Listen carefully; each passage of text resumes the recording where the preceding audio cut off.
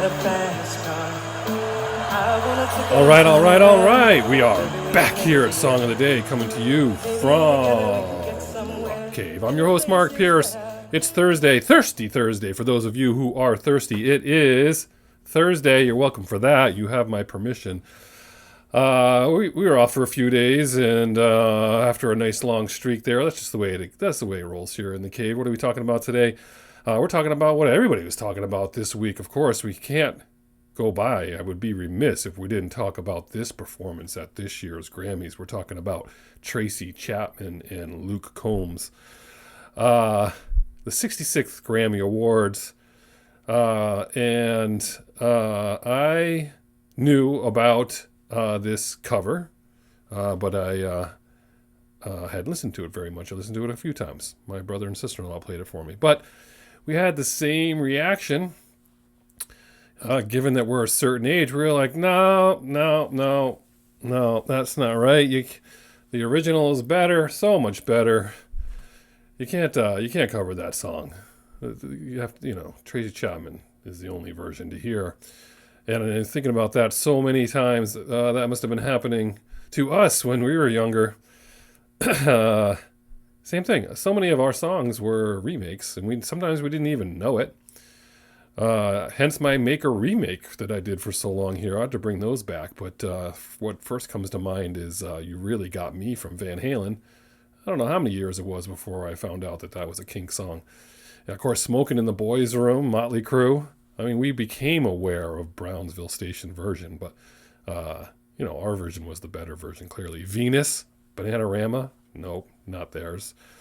And so I'm sure there were plenty of people like, no, what are these kids doing these days listening to those remakes? But anyway, let's talk about Tracy Chapman first.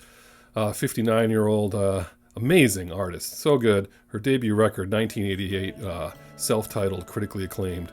What really took that off for her was performing at Wembley Stadium that early, right around her first album. She played at Nelson Mandela's 70th celebration, and she performed a short set. And then someone had technical difficulties too, Stevie Wonder, and so I think that's who it was. And then she went back out and sang some more songs, and that really helped her career a lot. Of course, Fast Car, the most notable of the songs on that record, went to number 6. And she would go on to win 3 of the 6 Grammys she was nominated in 1989. She got Best New Artist, Best Contemporary Folk Album, and Best Female Pop Vocal. And I've covered that record, so we don't have to do that today. But that record is one of those perfect records where every song is good. And if you don't know, she's got her ticket, Mountains of Things, Baby Can I Hold You, For My Lover, For You, so many more. Talking about a revolution, all those. I don't know how you can just play 1 or 2 songs off that record. You have to play the whole thing. We saw her in concert. We saw her at the Lilith Fair, my wife and I, the first Lilith Fair, 1997. We saw both 2 Lilith Fairs, but we were right up in the second or third row for that show. What a great show that was. And she put out 8 albums, and then she kind of started just laid low. And she only was on camera performing 3 times since 2009, I read.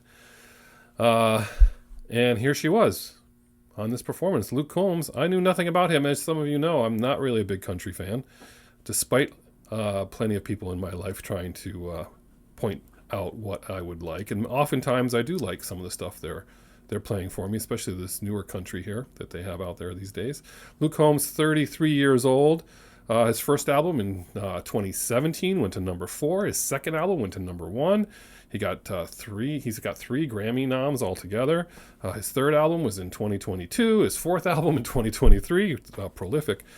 Of course, this last one is the one where he did the remake of Fast Car, which went to number 2. And 65 million Spotify plays in the first 2 months. That's pretty incredible, right? He did such a good job with that video ahead of time, saying how he just always loved this song since he didn't know what his favorite song was. He always just really, really one of his favorite songs, and he wanted to sing it. So as you know from the performance, they show Tracy Chapman's hands first, and then they pan out to her, and she just looks so amazing. She looks so good, and her voice. Oh, it has aged so well. Sometimes it sounds even better when you get older, and that's what I would say here. What an amazing performance, and I got to give it to Luke Combs for this because the back and forth, the sharing of the vocals, and the way he just kind of let her take charge with her guitar and her voice, but he gave his own voice, which is amazing, and he was just smiling. You could tell he was in awe of being able to perform this on that stage with her. And so everyone is talking about how just perfect this performance was and how good it was for the music industry, and I agree. Amazing, amazing performance. So much so that Tracy Chapman's version of Fast Car is #1 this week on iTunes charts. So that's pretty amazing. So did you guys watch it? I'm sure you've all seen it by now because anyone who's interested in it watched it, but we're going to post it below. I'm hoping that by now it's been freed up on YouTube because at first it was copyright material, so I'm hoping that's going to be there. But that's your song of the day. It's that performance. It's both of them together. We watched it like 4 times in a row. We just kept rewinding and playing. My sister-in-law and my family were just like, that was amazing. We need to watch that again. So good. Song of the day. Love it. We're going to try to get some, I don't know what the schedule is the rest of this week. Doing my best, people, but this one's good. So let it sink in and enjoy. Whatever you're doing today, I hope it involves music. And as usual, I'll catch you on the flip side. I had a feeling I could be someone, be someone, be someone.